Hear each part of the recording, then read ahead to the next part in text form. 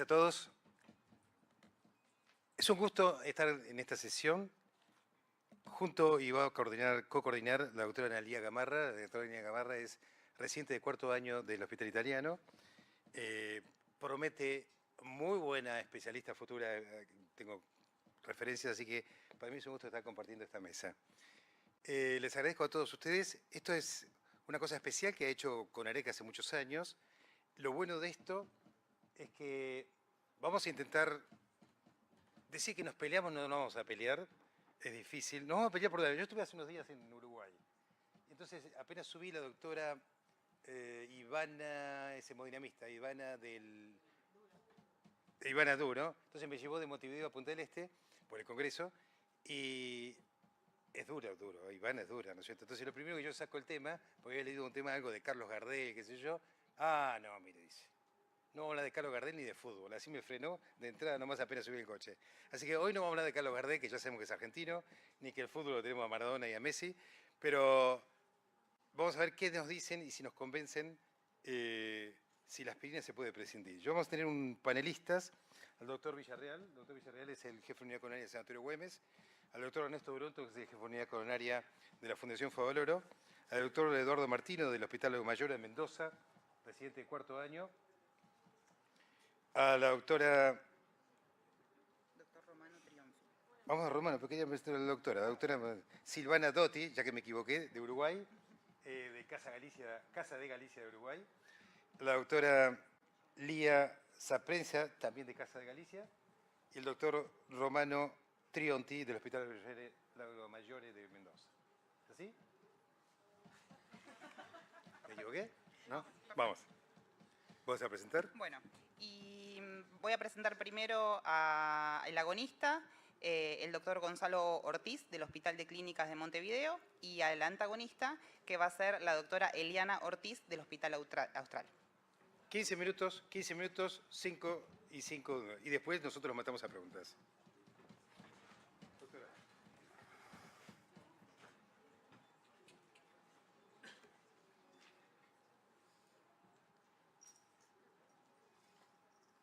Bueno, primero que nada, muchas gracias por la invitación. Bueno, la idea es hablar un poco del tratamiento antitrombótico en la enfermedad coronaria estable. Si podemos prescindir la pregunta disparadora de la aspirina. Bueno, la primera diapositiva va en qué situaciones en realidad podemos sí prescindir de la aspirina en la cardiopatía isquémica estable. Y serían aquellos grupos poblacionales que requieren anticoagulación por alguna cuestión en particular, ya sea fibrilación auricular, que tengan una prótesis mecánica, que tengan estenosis mitral reumática moderada severa o alguna enfermedad genética que requiera anticoagulación desde el punto de vista hematológico. Y no, en realidad, la mayor parte de la población que está en ritmo sinusal y, bueno, vamos a mostrar los primeros estudios prospectivos que demuestran la aspirina como un fármaco eficaz y seguro en la prevención de eventos en la cardiopatía isquémica estable. Bueno, un poco para repasar, en realidad, las guías actuales de cardiopatía isquémica estable establece que la aspirina es un fármaco con indicación 1A en la enfermedad isquémica estable, conjuntamente con los IECA, los ARA2 y las estatinas. Son fármacos que están indicados para aumentar la sobrevida y por lo tanto para reducir lo que es la mortalidad en este grupo poblacional.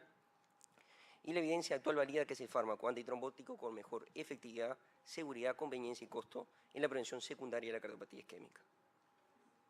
Es un fármaco que reduce la mortalidad, eventos cardiovasculares, infartos y stroke. Otro punto, es un fármaco bien tolerado, con pocos efectos adversos y contraindicaciones, bajos costos y accesibles. Bien. Hasta ahora esto es la evidencia que tenemos en las guías actuales, pero de dónde avala toda esta evidencia en realidad la aspirina como indicación 1A para la prevención de eventos y para la reducción de la mortalidad en la población con cardiopatía isquémica estable. Bueno, el primer estudio en realidad prospectivo que estudia a la aspirina es el estudio ZAPAT, que se hace en el año 82, un estudio doble ciego prospectivo con 50 meses de seguimiento, con un N de 2.000 pacientes con un grupo etario de 30 a 80 años, que el criterio de inclusión era la clínica, solamente el ANGOR típico, y bueno, y fueron pacientes en realidad que con la clínica de ANGOR típico, o sea, recordamos que digamos en el 79 definen en realidad ANGOR típico, ellos toman el criterio en realidad de ANGOR típico solamente como síntoma y no definiendo en realidad enfermedad arterial coronaria como presencia de aterosclerosis por probabilidad pretest, como lo definimos nosotros, por edad y por sexo y por síntomas, o sea, solamente por la clínica lo incluyen. Hacen un tratamiento inicial a estos pacientes con sotalol durante un periodo de 3 semanas para controlar los síntomas y luego lo randomizan a 2 grupos, aspirina 75 más sotalol, placebo más sotalol. Bien. En ese seguimiento de alrededor de 50 meses, en realidad la aspirina mostró reducir en forma estadísticamente significativa el objetivo primario, que era infarto y muerte súbita cardíaca. O sea, esta curva en realidad es una curva de mortalidad y lo que se ve en realidad en la curva de abajo, que desde el inicio, o sea, desde un seguimiento de 3 a 6 meses, la aspirina con respecto a lo que es el sotalol más placebo, redujo este endpoint primario de infarto o muerte súbita cardíaca. Para reducir la muerte súbita cardíaca e infarto en forma compuesta lo redujo en un 34% y en forma independiente redujo en un 39% el infarto no fatal y la muerte súbita en un 38%. Bien, con respecto a lo que fue el endpoint secundario del estudio, muerte vascular, ACV, eventos vasculares, tuvo una reducción entre un 22 y un 32% con un buen perfil de seguridad, viendo que en este momento no había protección gástrica, o sea, en este momento no existía. Por lo tanto, lo que concluimos es que la adición a una dosis baja de aspirina, el tratamiento con sotalol, mostró un beneficio significativo en la reducción de la muerte súbita y la incidencia del primer infarto en pacientes que tenían Angor estable. Bien. Por lo tanto, la pregunta disparadora, o sea, ¿podríamos prescindir de la aspirina en la prevención de angina estable? Sí, lo planteamos en algunas condiciones especiales de pacientes que requieren anticoagulación y no, lo planteamos en realidad en pacientes por ritmo sinusal, según el estudio ZAPAT, un fármaco que es eficaz y que es seguro. Por lo tanto, en este momento tenemos el primer estudio prospectivo que estudió en realidad la aspirina, pero bueno, con el paso del tiempo, en realidad, múltiples fármacos empiezan a tratar de desafiar a lo que es la aspirina en lo que es la prevención secundaria, la isquémica, a ver si son más eficaces en la reducción de variables duras. Tenemos el estudio VARIS-2, en realidad, que es la warfarina, o sea, se compara con aspirina, el estudio CAPRI, donde clopidogrel se compara con aspirina, el charisma, aspirina más clopidogrel comparado con aspirina, y ahora el estudio COMPAS, donde se la compara con el rivaroxaban.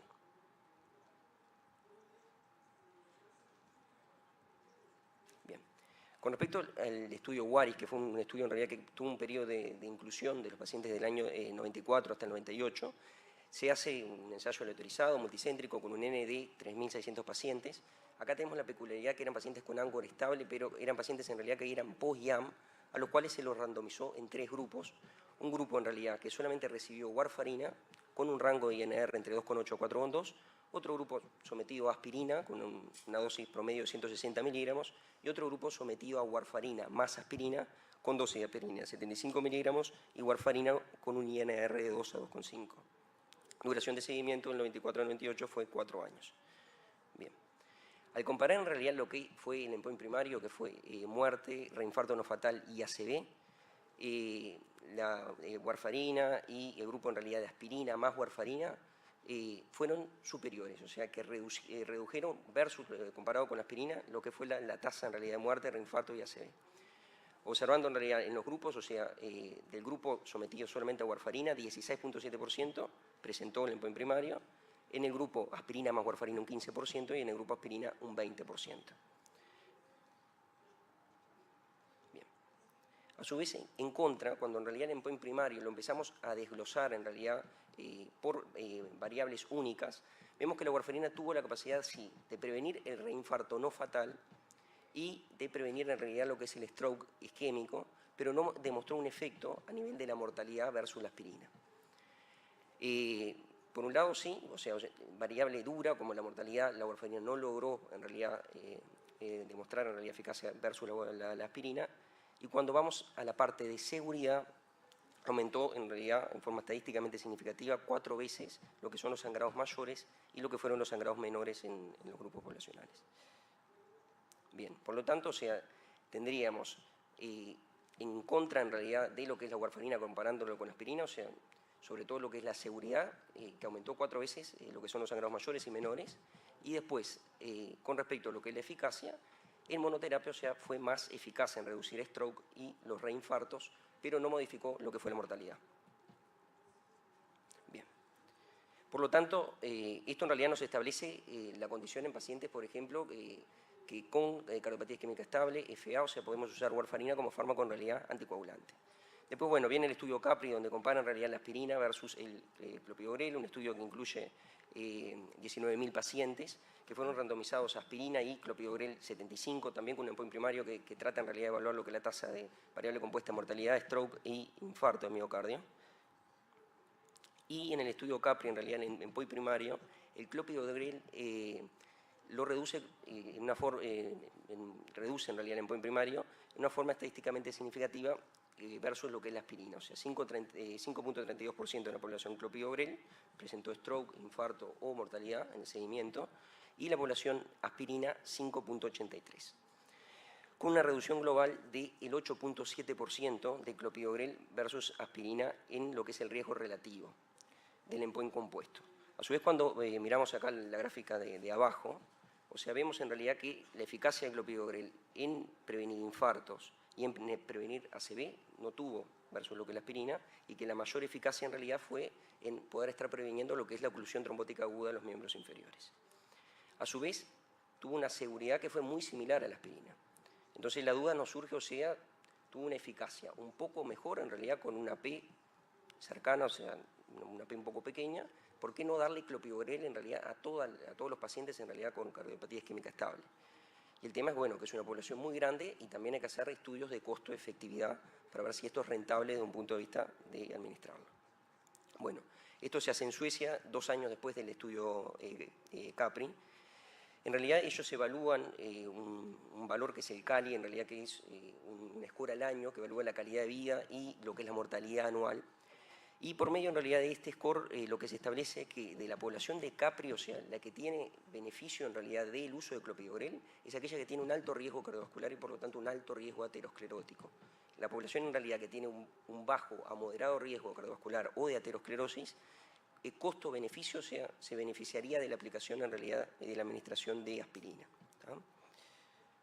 Por lo tanto, cuando comparamos en realidad la aspirina versus lo que es el clopidogrel, costo-efectividad, o sea, la aspirina es superior en la mayor parte de la población con Angor estable versus lo que es el clopidogrel.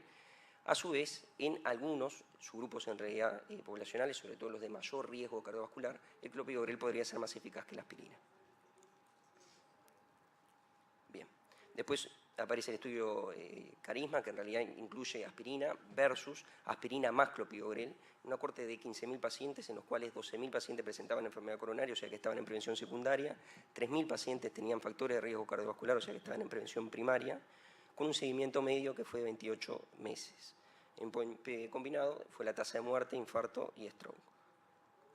Bien, la asociación de clopidogrel más aspirina no fue estadísticamente más efectiva versus la aspirina, con una seguridad similar. Pero igual sucedió algo peculiar en el estudio Carisma, que la tasa de muerte cardiovascular en los pacientes que estaban en prevención primaria, o sea, en los 3.000 pacientes que tenían los factores de riesgo cardiovasculares asignados a clopidogrel más aspirina, fue mayor. Y esto en realidad entró en discusión entre los panelistas de Carisma, plantearon que probablemente tenían lesiones ateroscleróticas y que esto fue secundario a hemorragias intraplaca. Por lo tanto, el Carisma, o sea, no demostró una eficacia de la adición de aspirina a clopidogrel versus la aspirina, e incluso en los pacientes con enfermedad aterosclerótica estable en prevención primaria aumentaría la mortalidad. Bueno, y ahora en realidad con respecto a los anticoagulantes, o sea, el último que viene a desafiar a la aspirina es en el estudio COMPAS, el rivaroxaban. Bien, estudio COMPAS como estudio multicéntrico, prospectivo, randomizado, doble ciego, con un N de aproximadamente 24.000 pacientes, o sea, que incluye 102 centros hospitalarios, donde estos pacientes en realidad son randomizados a 3 grupos, rivaroxaban 5 miligramos cada 12 horas, rivaroxaban 2,5 miligramos cada 12 horas más aspirina 100 y aspirina 100 miligramos al día. Bien. Tiene como objetivo primario, o sea, valorar la muerte cardiovascular, stroke e infarto, y objetivo secundario, valorar stroke isquémico, infarto, muerte por insuficiencia cardíaca y mortalidad por cualquier causa. Bien. Cuando comparamos directamente en realidad lo que es la curva del endpoint primario de la aspirina versus lo que es el rivaroxaban no demuestra en realidad en forma estadísticamente significativa reducir lo que es el endpoint primario. Y a su vez cuando vamos a la parte de seguridad, el rivaroxaban aumenta lo que son los sangrados mayores en forma estadísticamente significativa, aumenta las transfusiones en un periodo de 48 horas, aumenta significativamente lo que son los sangrados menores y también aumenta lo que son los sangrados intracraneales. Bien. Por lo tanto, o sea, la última conclusión del último fármaco que desafía en realidad la aspirina, en el estudio COMPACT, lo que podemos establecer es que el rivaroxaban no fue superior a la aspirina en alcanzar endpoint primario, combinado de muerte, stroke e infarto, y a su vez se asoció a lo que es una mayor tasa de sangrados. Por lo tanto, o sea, la aspirina sigue siendo el fármaco en monoterapia más eficaz para lo que es el tratamiento del ángulo estable.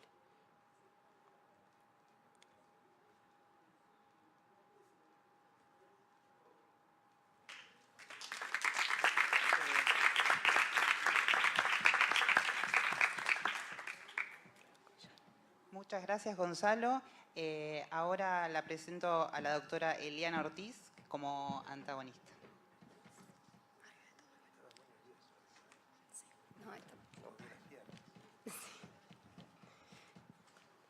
Bueno, buenos días a todos. Mi nombre es Eliana Ortiz, yo soy residente de tercer año del Hospital Austral y voy a continuar con la controversia.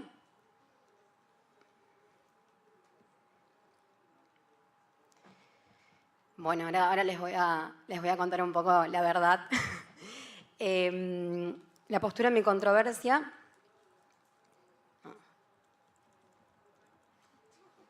perdón.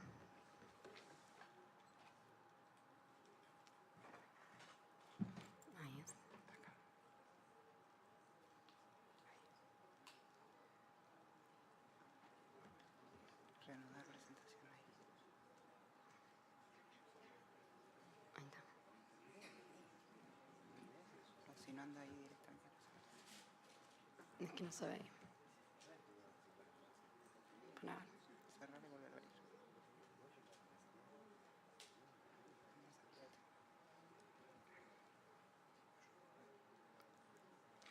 No aparece la presentación grande. Ahí está. Qué silencio,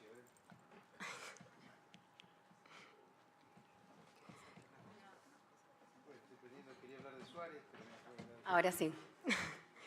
Bueno, mi postura en la controversia es que los NOACs son una estrategia superior antitrombótica en la enfermedad coronaria estable. Para empezar un poco a hablar de lo que es la enfermedad coronaria estable, solamente decir que el concepto de enfermedad coronaria estable es isquemia coronaria, que puede estar presente actualmente o puede ser pasada, y que en el estudio COMPASS, que sabemos que es el estudio más importante que surgió de enfermedad coronaria estable este último tiempo, la define como el antecedente de infarto, antecedente de CRM o enfermedad vascular con angina crónica. Hay que tener en cuenta que la enfermedad coronaria es una definición y no es una condición única, ya que los pacientes con enfermedad coronaria estable se asocian a múltiples comorbilidades que es necesario tenerlos en cuenta a la hora de elegir un tratamiento. Entonces, sabemos que el tratamiento habitual o actual antitrombótico en la enfermedad coronaria estable es la aspirina. Sin embargo, hay un 10% de recurrencia de enfermedad coronaria cada año y sabemos que la aspirina aumenta el riesgo de sangrado. Entonces, la pregunta que me hago y que creo que todos nos hacemos es si encontramos algo mejor que la aspirina, si existiría un futuro sin aspirina. Y eso es lo que vamos a responder en breve. Bueno, viéndolo desde un punto de vista fisiopatológico, sabemos que cuando hay un accidente de placa, se produce una activación plaquetaria, que esto es lo que estaríamos tratando con aspirina, pero no es el único componente que actúa en el accidente de placa, sino también se activa la cascada de coagulación, que esto no lo estamos tratando con aspirina, sí se trata con anticoagulantes, y que en el accidente de placa hay un desbalance entre factores vasoconstrictores, hay más factores vasoconstrictores que vasodilatadores, y a su vez la aspirina, inhibiendo la COX-1 y disminuyendo las prostaglandinas, podría predisponer un espasmo coronario. Entonces, esto podría ser una de las causas fisiológicas de por qué sigue habiendo eventos isquémicos a pesar de tener un tratamiento con aspirina. Bueno, ahí podemos ver que sí, que la agregación plaquetaria en un accidente de placa tiene un rol, pero como decíamos, no es el único componente, sino también se activa la cascada de coagulación y la trombina degrada el fibrinógeno a fibrina y a su vez la trombina hace que haya más activación plaquetaria y retroalimentación positiva a la cascada de coagulación. Entonces, con aspirina estaríamos tratando una parte del problema, pero una gran parte del problema no la estamos tratando, que sí la podríamos tratar con los anticoagulantes como los NOACs. Bueno, esto es un trabajo francés que se publicó este año, que habla de la composición del trombo, y lo que se ve es que, bueno, como sabemos, el trombo está formado por fibrina y plaquetas, pero al principio de la formación del trombo hay más plaquetas, y a medida que la placa se vuelve más estable, hay más fibrina, y es la fibrina lo que estaríamos tratando con los anticoagulantes. Entonces, ya los investigadores desde hace tiempo empiezan a buscarle una solución al problema de los eventos isquémicos que hay con aspirina, y surge el estudio WARIS-2, que fue con warfarina, ya publicado en el año 2002. Y este estudio vio que con la warfarina sola y la warfarina combinada con la aspirina, redujo el endpoint primario de infarto y ACV. Sin embargo, este estudio sí tuvo más riesgo de sangrado. Entonces, si encontraríamos un anticoagulante tan eficaz o más eficaz que la warfarina, pero con no tanto riesgo de sangrados, estaríamos encontrando el tratamiento ideal para la angina crónica estable. ¿Existe un futuro sin aspirina? Sí, yo creo que sí, que existe un futuro sin aspirina. Entonces surgen los NOACs. Los NOACs, esto sabemos todos, que inhiben en forma selectiva los factores de coagulación, que tienen vías medias farmacológicas definidas y que podrían disminuir de manera efectiva los eventos isquémicos sin aumentar el riesgo de sangrado en pacientes con enfermedad coronaria. En la coronariopatía ya se empezaron a estudiar con el estudio Atlas. El estudio Atlas fue un estudio que se realizó en pacientes con síndrome coronario agudo, randomizando rivaroxaban 2,5 cada 12, comparado con placebo en pacientes que estaban tratados con aspirina. Y en el estudio Atlas se vio que el punto final primario de muerte cardiovascular, infarto y stroke fueron menores que la aspirina, no aumentando el riesgo de hemorragia fatal. Este es un metaanálisis que tiene en cuenta 9 estudios en pacientes con fibrilación auricular y síndrome coronario, y se vio que el rivaroxaban disminuye el riesgo de infarto y la mortalidad cardiovascular. Entonces se puede decir que se puede considerar una terapia de elección en pacientes con alto riesgo de eventos cardiovasculares. Y ahora sí, el estudio de oro, el estudio más reciente que fue más recientemente publicado, que es el estudio COMPAS, fue publicado en octubre del 2017. Y bueno, como dijo mi compañero, el estudio COMPAS lo que hizo fue en pacientes que tenían enfermedad coronaria estable, los randomizó a rivaroxaban 2,5 más aspirina, a rivaroxaban 5 solo y aspirina. El objetivo de este estudio es que se continúe, digamos que tenía un seguimiento, de 3 a 4 años. Estas eran las características de los pacientes, que nada, como importante resaltar de acá, es que la mayoría de los pacientes, un 90%, tenía enfermedad coronaria estable, y también un grupo de pacientes, un 27%, tenía enfermedad vascular periférica, que también se incluyó en este estudio. Eran pacientes muy homogéneos, y acá lo que se puede ver en esta imagen es que el endpoint primario de muerte, ACV y infarto, cuando agregábamos rivaroxaban a la aspirina, redujo el endpoint primario en comparación con la aspirina sola con una P significativa. Y si bien el rivaroxaban solo con la aspirina no tuvo una P significativa, no fue significativo, pero sí sabemos que este estudio se tuvo que terminar antes, solamente con un 50% de los eventos a favor de la rivaroxaban más la aspirina, y posiblemente se ve en la imagen que las curvas se separan, y tal vez si el estudio se continuaba y se cumplía en forma como tenían previsto los investigadores, podíamos darle una estadísticamente significativa al rivaroxaban solo. Entonces, lo que sí podemos decir que el estudio, que la aspirina sola perdió. Bueno, eso es más de lo que venía diciendo, que los endpoints que redujo, de stroke y muerte cardiovascular y puntos combinados.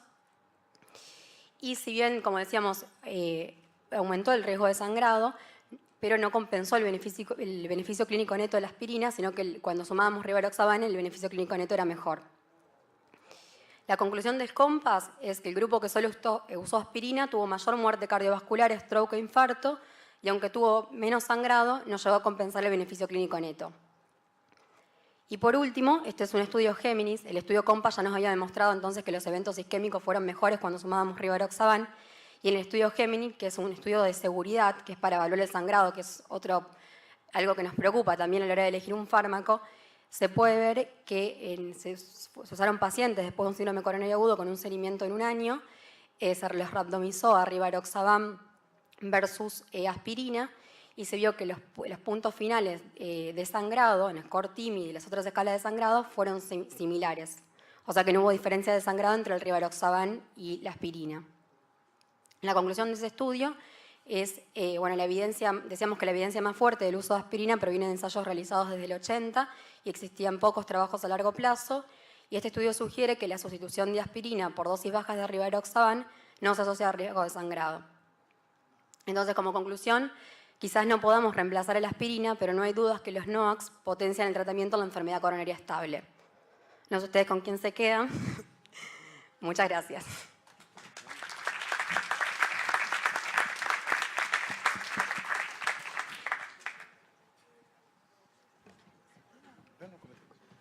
Bueno, ahora vamos a ir con la mejor parte, con la réplica. Así que, Gonzalo Ortiz, te escuchamos.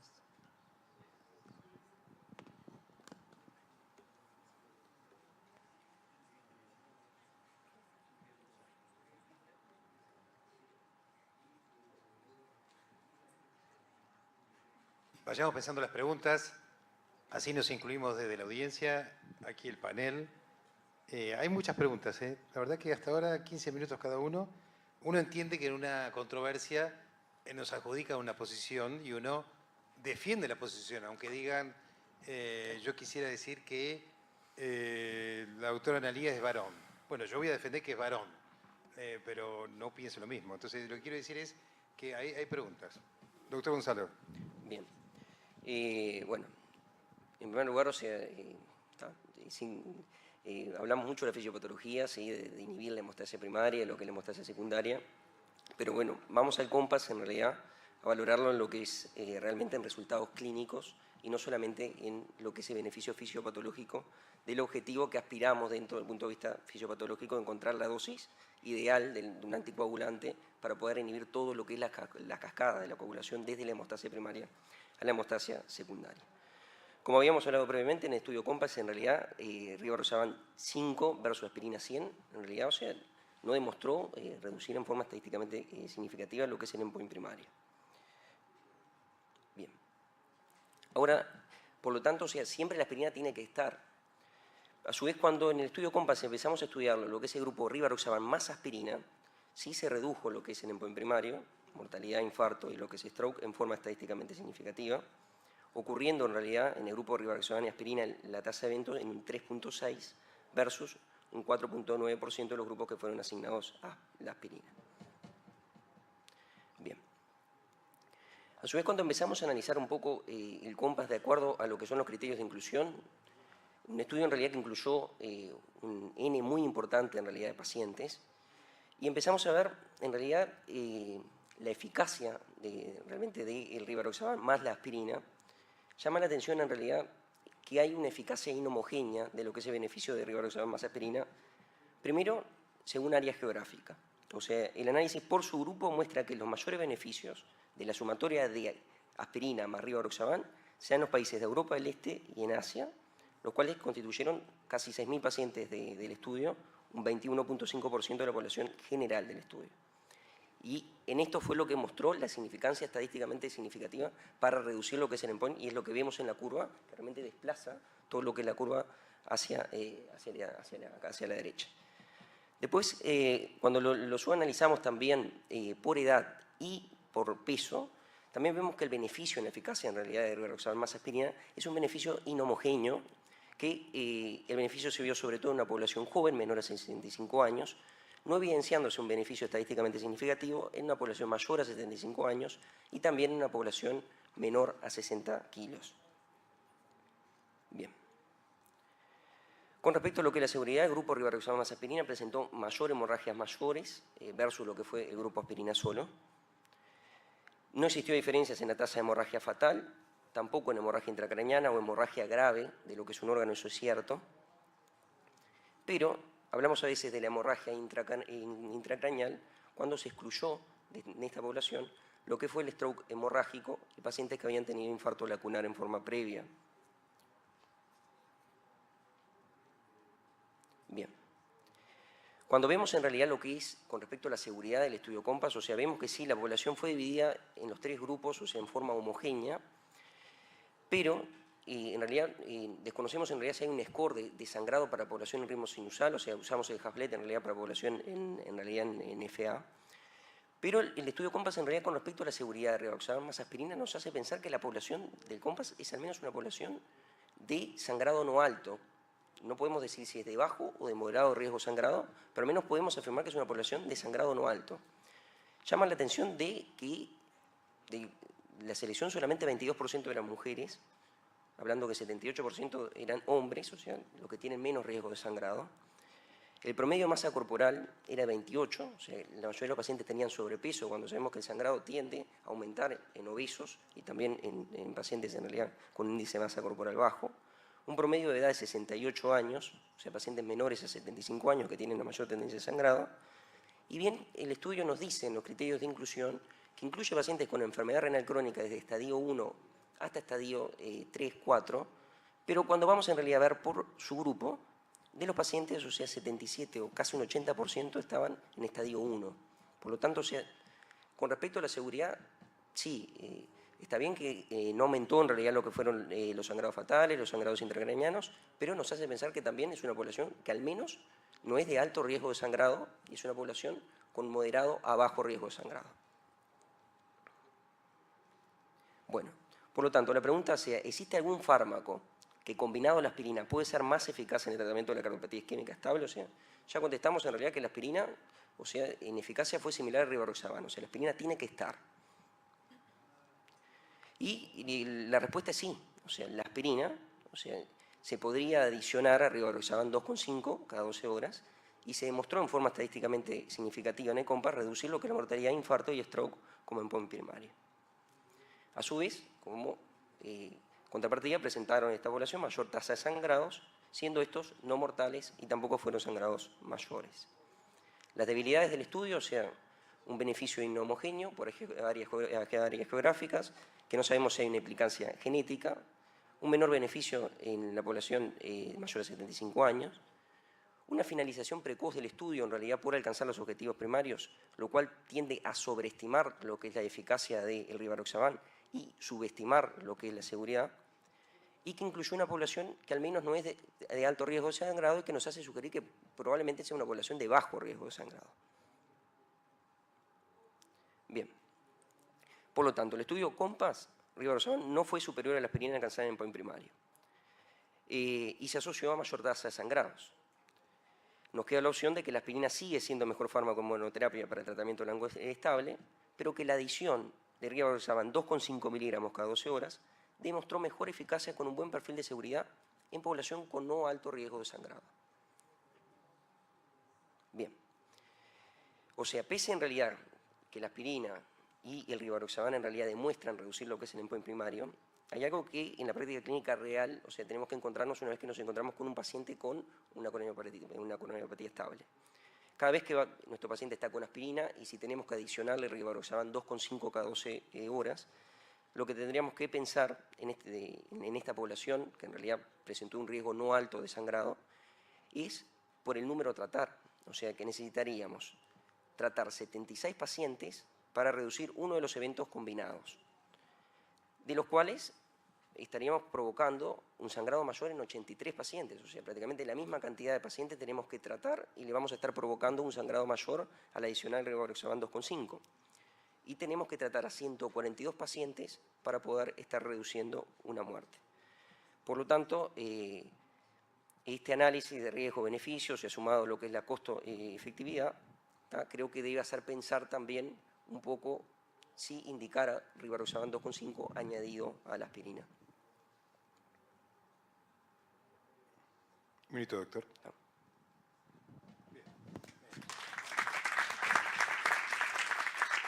Gracias, doctor. Vamos a ver, Eliana, cómo se defiende como un A ver gato. si encuentro la diapositiva.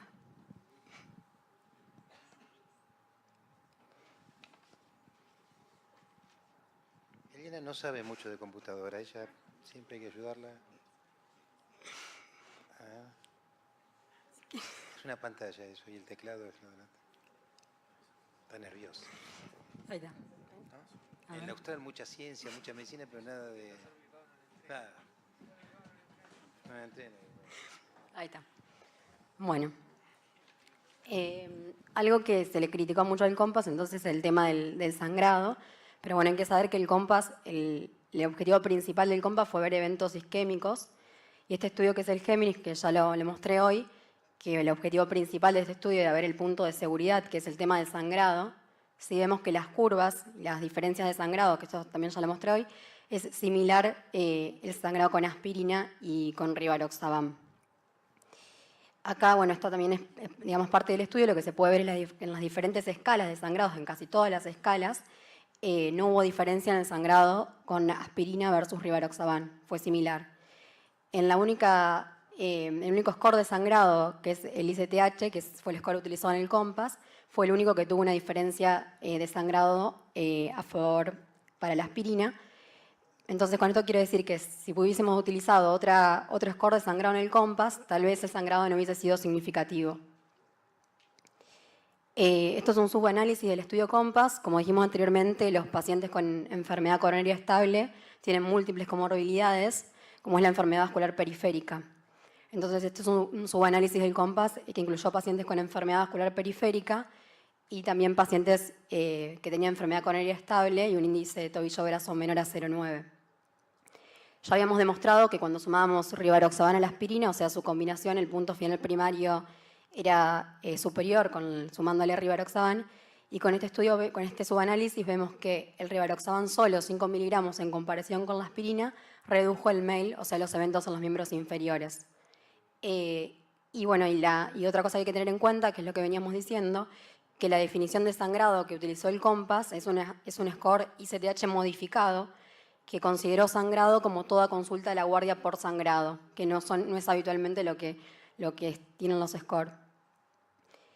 Y bueno, si con lo que les dije no les puede convencer, si tenemos a Bramwell, que Bramwell nos dice que el estudio COMPAS fue detenido por una eficacia abrumadora de la combinación rivaroxaban con aspirina, que esta prueba representa un importante paso adelante para la cardiología, para pensar otras estrategias en un futuro, y que es posible que en su grupo de pacientes sí se beneficien con el tratamiento con los nuevos anticoagulantes orales en vez de con aspirina.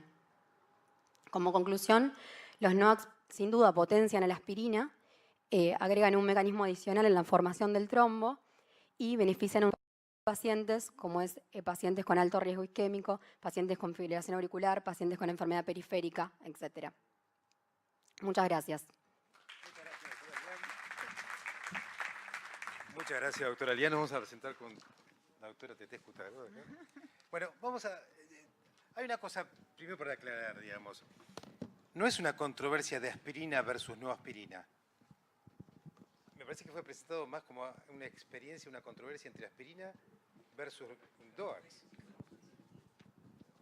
Entonces sería aspirina versus no aspirina. Bueno, a ver. Perfecto, está claro. Está claro. Después vamos a decir qué pensamos nosotros. Al final, Bueno. la doctora seguramente tiene 10 preguntas, pero vamos a hacer preguntas cortas y respuestas cortas.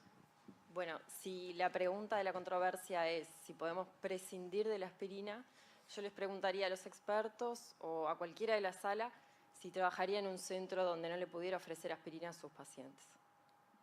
¿No podemos ni comprar aspirina, decís? Claro, si pueden prescindir de la aspirina. ¿Cómo es la pregunta? Si no se puede dar aspirina, ¿por qué? Claro. La pregunta es si se puede prescindir de la aspirina. La controversia es esa. O sea, tenemos disponibles, la decisión clínica sería no usarla. Claro. Eso es. Sí, Vos querés hacer una encuesta, ¿cuántos centros le darían o no? claro. ¿Quién no le daría aspirina a sus pacientes? ¿Quién no daría con la aspirina aspirina? Le dice la doctora. Espera que está definiendo la controversia, pobre. Después de la controversia, ¿quién Claro. no daría aspirina? Levante la mano, ¿quién no daría ¿Quién más no aspirina daría después de aspirina? esto? Esa es la Prevención pregunta. secundaria. No hay muchas manos. Bueno. Sí, lo del austral, ahí está. Y no mucho levanta Bilbao, despacito. Bueno, ¿alguna aclaración para la encuesta? La doctora. ¿En qué casos, en qué grupos de pacientes prescindirían de la aspirina? A ver, ¿podemos responderla? Queremos dar un...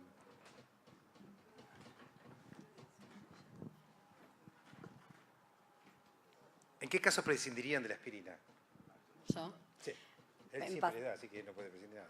En pacientes, por ejemplo, con enfermedad vascular periférica, en pacientes con riesgo de CHAS alto, riesgo de FA, riesgo de ACV, a un subgrupo de pacientes, creo que se podrían beneficiar más con un anticoagulante que con la aspirina. ¿La mesa está de acuerdo? Ernesto, si querés, porque... Sí, o Ricardo. en realidad, bueno, Vos es quédate quietita, interesante el yo te- planteo, obviamente. Como comentaste vos, uno se pone y entendemos ese rol, pero un poco es lo fundamental, yo creo que no, que obviamente uno en la mayoría de los pacientes uno indica la aspirina y lo que hay que pensar creo que es la inversa. ¿Qué pacientes no deberían recibir aspirina porque aumentamos justamente el riesgo de sangrado? Comenta un grupo, O hay, por favor. Comenta un justamente, claramente hoy hay un grupo de pacientes que los que reciben doble antiagregación y tienen que recibir un anticoagulante, obviamente ese es un grupo claro que uno piensa en prescindir de uno de los antiagregantes y en general el que ¿Es intuitivo elegimos, eso o hay algún estudio? en realidad hay evidencia, ya inclusive con nuevos anticoagulantes en comparación con warfarina, y estamos esperando justamente los resultados del Augusto, que creo que nos van a dar por ahí un poco más, van a cerrar la respuesta en ese grupo de pacientes, justamente como decíamos, pacientes con fibrilación auricular que representarían un paciente con alto riesgo de sangrado. O sea, estamos hablando de que en fibrilación auricular, en síndromes coronares agudos, ya no son estables, si estás hablando del Redual, hay pacientes que reciben 1 o 3 meses de aspirina y siguen solamente con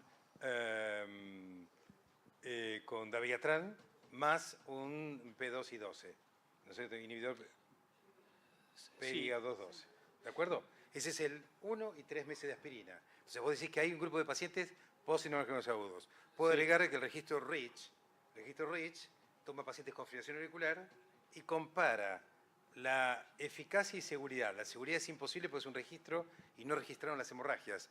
Pero en términos de seguridad, los pacientes que recibían anticoagulación más aspirina versus anticoagulación sola tuvieron menos eventos al retirar la aspirina. Y si toman en cuenta el sangrado, que lo hicieron por un mecanismo de regresión logística, porque no se registraban los sangrados, los pacientes tenían menos sangrado, obviamente, con anticoagulación sola. O sea que el registro REACH permitiría acercarse más al Redual, que toma en cuenta una tiroperidina más dabigatran, podría acercarse que en síndrome coronares agudos son estables, podríamos obviar la aspirina, estaríamos a favor de la doctora. Hay un grupo Vamos a del darle una Augustus a favor, que, Argentina. como para repasar el Augustus, tiene un grupo de pacientes que aproximadamente la inclusión es 1/3 de los pacientes que son crónicos, que tuvieron alguna prueba de isquemia o se sometieron a una angioplastía. Pero no hay resultados. Fuera de síndromes coronarios agudos. Pero no hay resultados. Eso es una hipótesis interesante que vamos a tenerlo, pero que uno piensa en este grupo aplicable a esta población que se va a someter a un procedimiento. Ernesto, ¿tiene unas ganas de decir algo? Estoy un poco perdido, no sé qué estamos discutiendo. Estamos discutiendo triple Y esquema si es contra mejor doble, fútbol. estamos discutiendo síndrome coronario agudo, paciente estable. Podemos suspender la aspirina en enfermedad coronaria estable, ese es el título. No te enojes. No me enojo, no me Ah, enojo. Eso tiene varias aristas. Uno tiene un fármaco que hace más de 20 años, 30 años que está en el mercado, que es barato, que es accesible, que ha demostrado cosas, y lo queremos cambiar por otro fármaco cuyo costo es 10 veces mayor, que no ha mostrado ser superior en el mano a mano contra la aspirina, porque, como dijo la doctora, la rama rivaroxaban versus la rama aspirina, no hay ninguna diferencia. Entonces, tal vez estemos comparando doble esquema contra simple esquema. Entonces, estamos hablando de otra cosa, no estamos hablando de suspender la aspirina. Estamos hablando de potenciar la aspirina. Y si ese es el caso, entonces habría que buscar cuál es el paciente para eso. Muy bien marcaron los speakers que son pacientes seleccionados, sin ACV, edad promedio de 60 años, con bajo riesgo de sangrado inicial, con lo cual es un paciente seleccionado. Aún en ese grupo de pacientes seleccionados, la doble terapia aumenta la hemorragia, con lo cual el clínico tiene otro trabajo extra, ¿no? Seleccionar el mejor paciente en cuanto a riesgo isquémico, y fíjense que el 30% tenía enfermedad vascular periférica, lo cual lo pone en un riesgo más elevado y que no tenemos tratamiento para estos pacientes. Seleccionar el riesgo isquémico alto y el riesgo hemorrágico bajo. Entonces, no es que la aspirina se puede reemplazar, es que yo tengo que elegir en qué paciente a la aspirina la tengo que ayudar. O sea que hasta ahora, doctora, que usted dijo que podíamos suspenderla, no podemos decir hasta una evidencia, salvo que tengamos fibrilación auricular que necesita anticoagulación, hasta ahora, si estamos todos de acuerdo, no podemos suspender todavía la aspirina. Le podemos adicionar algo con riesgos en una población especial, pero no podemos suspender la aspirina, aparentemente. ¿Es así? Sí. Doctor, vamos a... Doctor, Sí, yo Pregunta corta y respuesta corta. No, yo lo que quería aprovechar a los expertos para... Bueno, hemos visto muchos estudios donde se ha ido agregando a la aspirina warfarina, anticoagulantes directos y demás, y si bien han mejorado, han disminuido los eventos isquémicos, tienen más riesgo hemorrágico. Entonces, yo digo, con la aspirina igual siguen habiendo eventos isquémicos. Mi pregunta sería, ¿debemos resignarnos a que estos pacientes solo con aspirinas van a seguir teniendo eventos isquémicos? En vistas de que agregando otro fármaco produce mayor hemorragia, o deberíamos buscar nuevos fármacos que asociados a la aspirina disminuyan eventos isquémicos sin producir hemorragias, estadísticamente. ¿Hemos llegado a un punto límite donde ya está, debemos resignarnos con esto o hay un futuro? No, por eso te digo, la aspirina hay que ayudarla. ¿Cuánto falta para que aparezca el score COMPASS en la literatura? ¿Cuánto calculan? ¿2 meses, 3 meses? Yo creo que menos que eso, ¿sí? Van a hacer un score con los pacientes del COMPASS, van a decir, este paciente con estos puntos va a requerir el rivaroxaban asociado a la aspirina. Pasó con todos los estudios, va a pasar con el COMPASS, ¿sí? Y creemos que Exactamente. discúlpame. Tenemos compañeros en un speaker en Berlín en este momento de Bayer, que está Yusuf y hay varios más. Obviamente en un speaker de Bayer es en favor del rivaroxaban. Yusuf puso un diapositivo donde dice que si uno aplicara a todos los pacientes existentes en el mundo con la enfermedad que tenía el COMPASS, salvaría 100.000 vidas por año, 100.000 vidas por año. Pero a la vez dice que aumenta la hemorragia. Entonces hay un score en marcha, que es el score COMPASS, que nos va a decir a qué paciente podemos beneficiar con la doble terapia respecto a aspirina. De acuerdo con el comentario, entonces, en este grupo de pacientes, y lo que aclaraba Ernesto, como están planteados es, la aspirina indudablemente sigue para todos los pacientes, y es muy interesante lo que comentabas vos, o sea, hay no un está terminado, perdón. Hay un para plus, todos los pacientes, yo no dije hay un todavía plus, eso, no, esa es la opinión.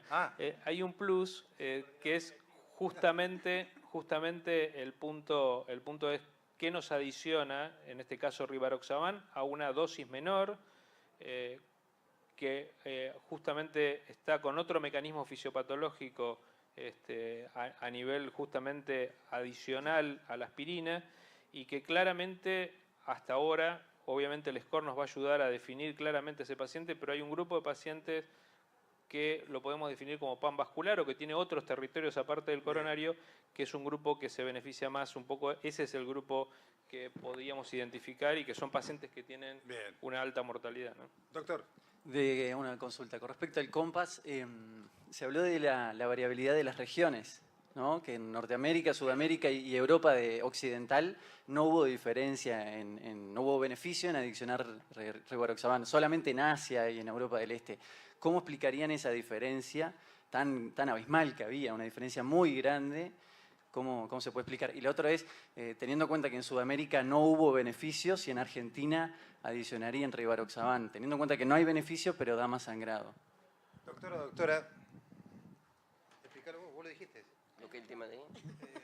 La regionalidad. La regionalidad. La regionalidad. ¿Por qué crees que Europa y Asia, Europa del Este y Asia, sin connotaciones políticas, ninguna cosa? ¿Por qué crees que no dio? Esto es lo mismo pero que lo hablé. el Top Cat, ¿se recuerda que? Y quiero creer que por un tema genético.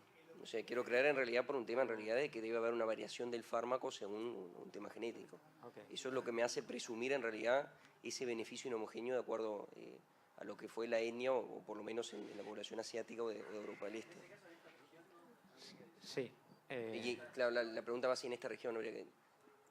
Me parece que, sí, contestalo vos, yo lo digo al doctor Doval. O sea, se puede ver desde varios lados eso, ¿no? Uno, como vos decís, puede ser que la población asiática, que haya demostrado tener más resistencia al clopidogrel, tenga también más resistencia a la aspirina. Eso podría ser una razón por la cual el estudio da o no. El segundo podría ser el análisis de su grupo, que ahí lo veo a Hernán, que seguramente lo va a querer explicar. Y la tercera, cuando uno detiene un estudio, que en este caso se detuvo el COMPASS, es porque se alcanzó 4 desvíos estándar del beneficio. Eso es motivo suficiente. Como vos dijiste bien, potenciás la eficacia, pero no le diste tiempo a mayor sangrado, que de hecho tuvo mayor sangrado. Entonces la seguridad es un tema cuando uno detiene un estudio precozmente. Entonces todas esas cosas hacen pensar que en este estudio detenido precozmente el análisis de su grupo difícilmente nos aporte algo. Hernán, querías decir Doctor algo. Doval. No, sí, la detención precoz es discutible. Muchos dicen que vos detenés precozmente, pero no sabés qué pasa después y siempre se detiene cuando está mejor. Así que el efecto se magnifica, no hay ninguna duda. El otro problema es, eso pasó en otros estudios. En el plato pasó lo mismo exactamente y la disminución de mortalidad era en Europa del Este y no en Estados Unidos. Y la FDA tardó 1 año en aprobar el plato porque hubo grandes discusiones. Y lo que se sabía que pasó en el plato es que no tenían, no tenían la CRO que, medía los efectos adversos y lo hizo el mismo laboratorio. Hicieron pacientes que estaban fuera, que se habían muerto y que no habían aparecido en Europa Oriental. Así que hubo una gran discusión si lo que se puede tener 2 estándares distintos para seguridad en un mismo estudio según el país que es. O sea que en ese estudio el problema era ese, no sé, en este habría que averiguar cómo se hizo, no sé. Bien.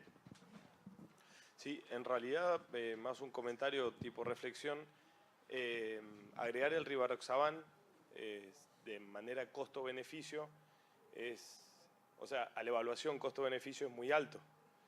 Si uno utópicamente podría hacer solamente quedarse con aspirina versus rivaroxaban y no ver la asociación, que obviamente dio un beneficio amplio, ¿qué elegirían? Teniendo en cuenta esto que el rivaroxaban, si bien dio beneficios sobre la aspirina individualmente, el costo, digamos, que tiene el rivaroxaban solo sobre la aspirina es bastante significativo. Es interesante la pregunta porque en la American Heart hace poquito presentaron los estudios de costo-beneficio que dieron en favor del uso de la doble terapia, porque cuando vos tomás los costos de las internaciones, de los eventos isquémicos, de la mortalidad, etcétera, de los pacientes de la rama de aspirina sola, y sumás esos costos, te dan favor del uso de la doble terapia. Pero como sabés, los análisis de costos tienen sus idas y sus venidas.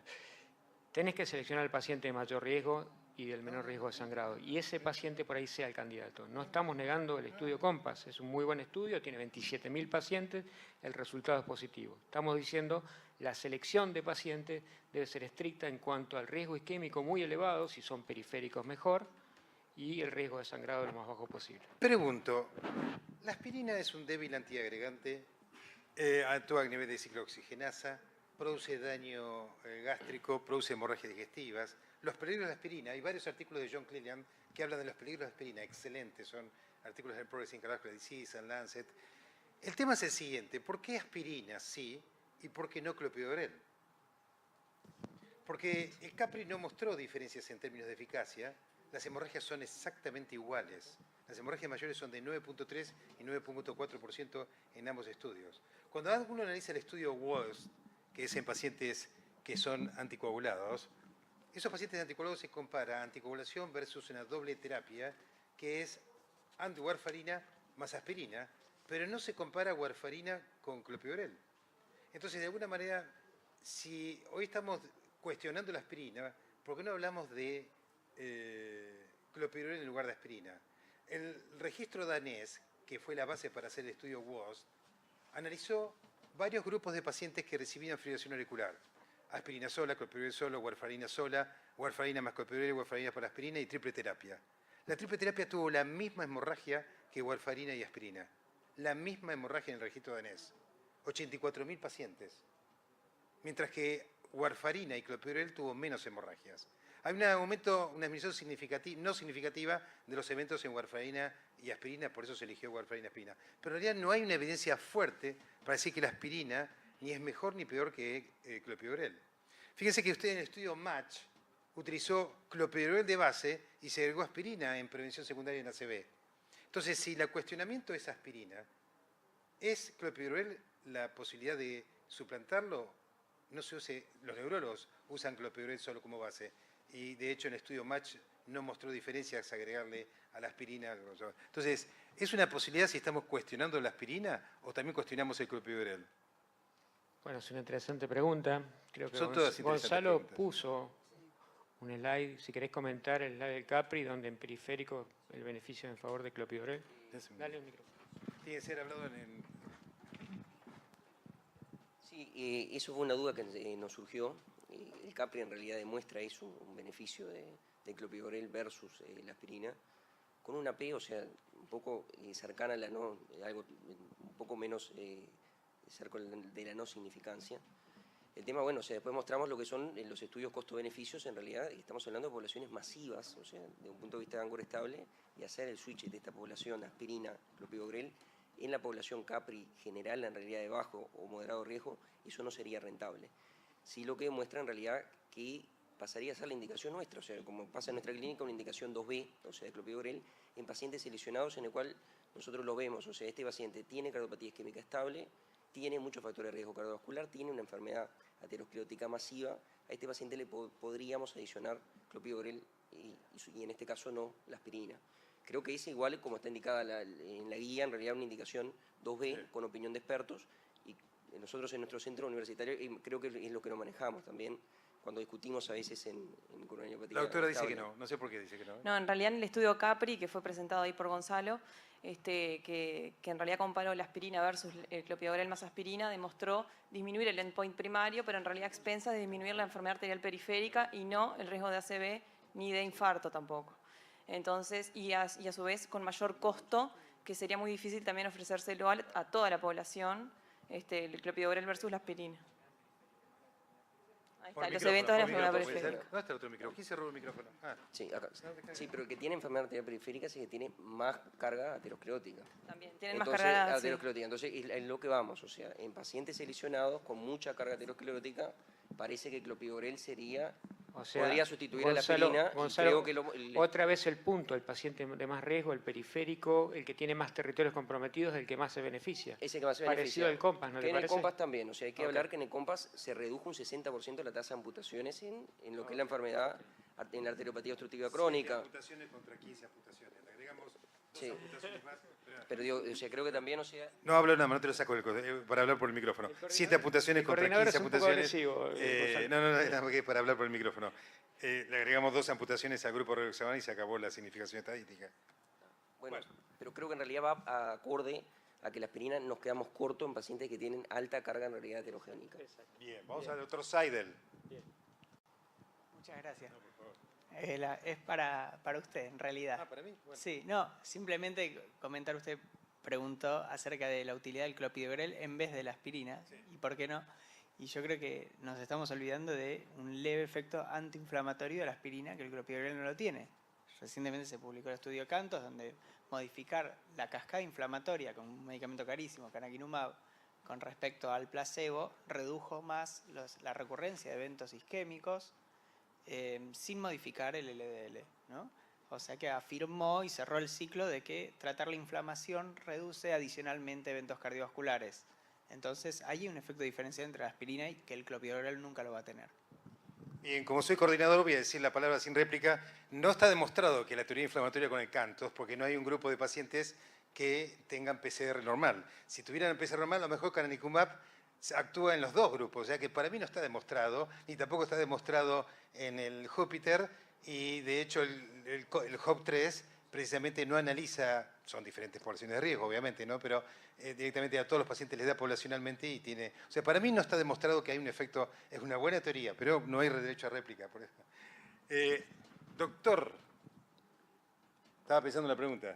Ricardo Villarreal. No, volvía por ahí un poco, yo me quedé con el tema que comentaban, el tema costos. Indudablemente que creo, y volvemos al tema, obviamente, costo-efectividad. El beneficio neto, y como comentaba Ernesto, es claro en el COMPAS, y hay que ver en qué grupo de pacientes, y hay que hacer una selección clara, el beneficio adicional en un grupo de pacientes con bajo riesgo de sangrado. E indudablemente yo creo que por los eventos de entrada, mortalidad, disminución de stroke y en este caso de los eventos en enfermedad vascular periférica, creo que si uno analiza los costos, si bien obviamente es muy complejo, me parece que va a haber un beneficio con la selección adecuada de los pacientes. Lo que pasa es que, vuelvo a decir, no estamos cuestionando entonces la aspirina, estamos diciendo si el COMPAS es un buen estudio o no. La controversia sería COMPAS sí o COMPAS no.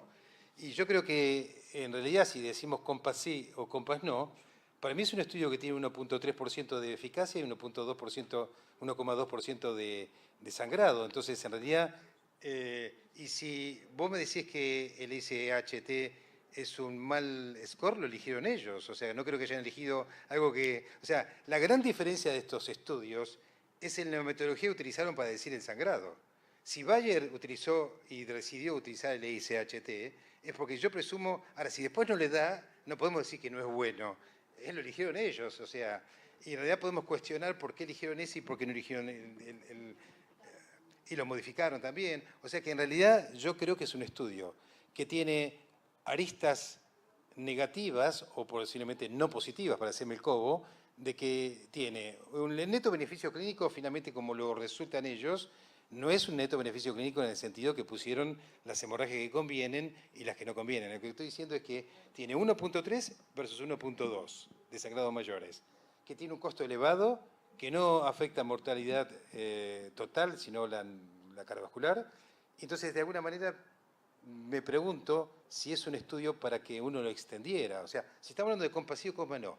Me pareció que aspirina, coincidimos entonces que le vamos a dar a todos. ¿Nadie suspende aspirina?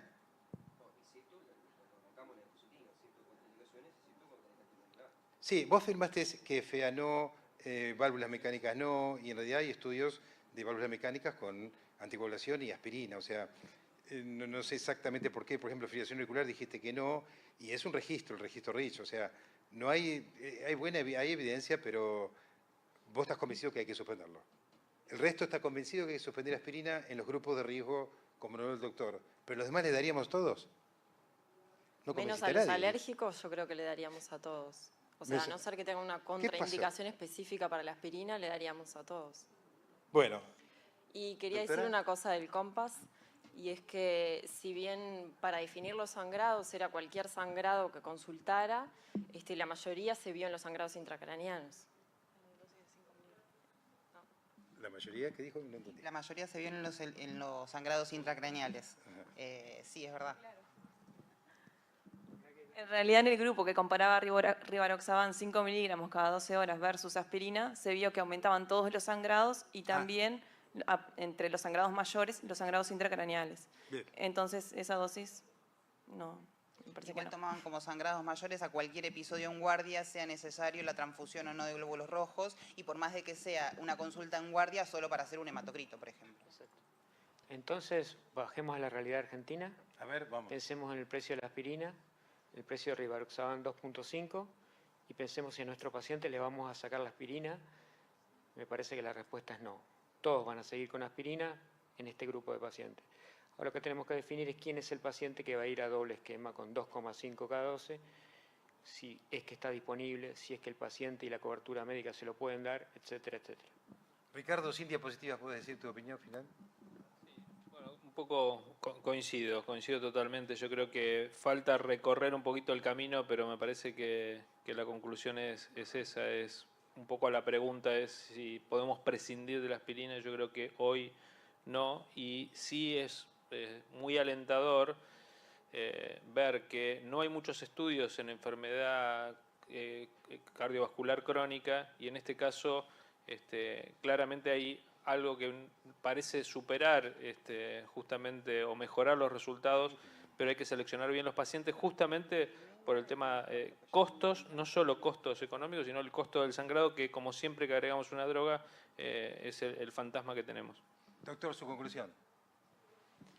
No, yo me preguntaba si tal vez esto iba a haber algún cambio en las guías de tratamiento, ¿no?, de los síndromes coronarios o de la enfermedad crónica estable. Es decir, no se puede suspender la aspirina como indicación, pero tal vez también como una recomendación evaluar según el riesgo isquémico, en pacientes con alto riesgo isquémico, la utilización de algún anticoagulante directo. No sé si esto sería posible en una próxima guía de recomendación de tratamiento de la enfermedad isquémica. Es decir, continuar con aspirina, pero evaluar en algunos pacientes precisamente de alto riesgo isquémico, como una indicación tal vez 2A, utilizar algún anticoagulante directo. Doctora. ¿Cómo está? Sí. Mucho gusto. ¿Bien? ¿Todo bien? Todo bien. La agarré Sí, distraída. no, opino bastante parecido, y nada, le agregaría que serían los pacientes con alta carga trombótica pero bajo riesgo de sangrado, a los que pensaríamos ponerle el 2,5 que puede llegar a aparecer quizás en alguna otra guía, pero que por Doctora. ahora... Opino exactamente lo mismo. No hubo mate, hay uruguayas, pero no hubo mate. Yo he estado en muchas sesiones con mate acá y termo, pero no hubo mate este año. Doctor, tampoco vino hubo, de Mendoza. Es verdad. Ah. Ya, lo debemos para la próxima. Bueno. No, igual, creo que yendo a la pregunta original, nadie puede, o sea, no tenemos la posibilidad de dejar la aspirina, no solamente porque no hay un beneficio realmente importante sobre el rivaroxaban sobre la aspirina, sino porque aparte creo que los costos solos, sin la doble asociación, el rivaroxaban sobre la aspirina tampoco es viable. Después va a estar vamos dando la vueltita de las conclusiones y la doctora Analía, que está muy callada, después va a decir, la doctora vamos a ver su conclusión. Aunque ahora olvídate que estabas en el grupo de No, que... por eso, No, yo ahora, ¿qué creo que- haces vos? Tenés el austral todo sentadito ahí atrás. ¿Qué es lo que haces vos con respecto a No, por eso, yo creo que me tocó una postura bastante difícil de defender sola, te mata. pero sí coincido con lo que están diciendo. No sé si el COMPAS fue el estudio mejor realizado, la verdad, pero que hay un subgrupo de pacientes que sí se van a beneficiar, no suspendiendo la aspirina, sino agregándole una segunda estrategia antitrombótica que actúe desde otro punto de vista fisiopatológicamente y en pacientes con bajo riesgo de sangrado, que en ese subgrupo se podrían beneficiar. Doctor. Opino igual. ¿Eh? Opino igual. Bien. O sea, fue mi Bien. conclusión de la presentación. Muy sí, bien, opino igual. muy bien. Analía, vení acá, por favor. Queremos... Yo estoy calladita. Estoy calladita. A ver, con la pregunta de la charla, que si podemos prescindir de la aspirina o no, yo creo que no se puede prescindir y que como todo en medicina hay que leer bien los estudios y no nos podemos guiar por lo que dice un estudio, sí lo que podemos hacer es fijarnos bien la selección de pacientes y en qué pacientes vamos a agregarles algo más aparte de la aspirina. Y bueno, como ya estuvieron diciendo todos, en los pacientes que tengan bajo riesgo de sangrado y alto riesgo de eventos. Yo como clínico estoy relativamente preocupado, digamos. Porque hoy en prevención secundaria tenemos casi 4 caminos que nos orientan y todavía tenemos que decidirlo si vamos a hacer alguno de ellos o sumatoria de ellos. El camino metabólico con las estatinas, prevención secundaria a altas dosis. Estoy hablando también no solamente de la elección, sino lo que va a costar a cada paciente. El camino metabólico con estatinas a altas dosis. El camino inflamatorio, que estoy de acuerdo con Ezequiel, nada más que para chicanearlo, un camino inflamatorio con las estatinas que pueden disminuir algunas de ellas la inflamación, la aspirina él nombró, el canakinumab.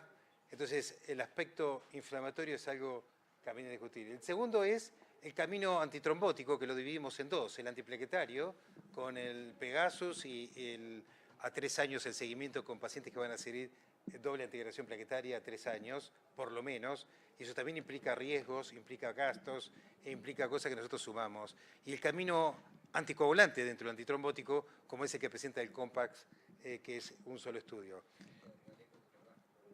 El protector gástrico, que además que tenemos que hacer ya no es una selección, como bien dice el doctor, no solamente es una, sino es una indicación precisa. O sea que en la polifarmacia, en los costos, en la información, en el pronóstico, en los riesgos, en los diversos caminos como clínico, estoy ligeramente confundido todavía cuál es la información es amplia y la tenemos que seguir desglosando y tenemos que seguir discutiendo y por eso está esta sesión. Para mí fue un gusto haber compartido contigo, Analía, la coordinación. Les agradezco a todos los panelistas uruguayos, pueblo que respeto y que admiro por su democracia y por sus reconocimientos de los derechos individuales y civiles, así que los queremos mucho. Ir a Punta del Este y todas esas cosas también son muy lindas. Así que los queremos mucho y he pasado muy bien en el Congreso de Criollos hace pocos días. Y a nuestros compatriotas también les agradecemos muchos y especialmente a aquellos que tuvieron que tomar una posición que, aunque uno no crea, la hicieron muy bien por parte de ellos. Bueno, chicos, los felicito por la disertación y muchas gracias a los expertos por darnos su opinión y a los panelistas también por opinar. Muchas gracias. Gracias, Analía.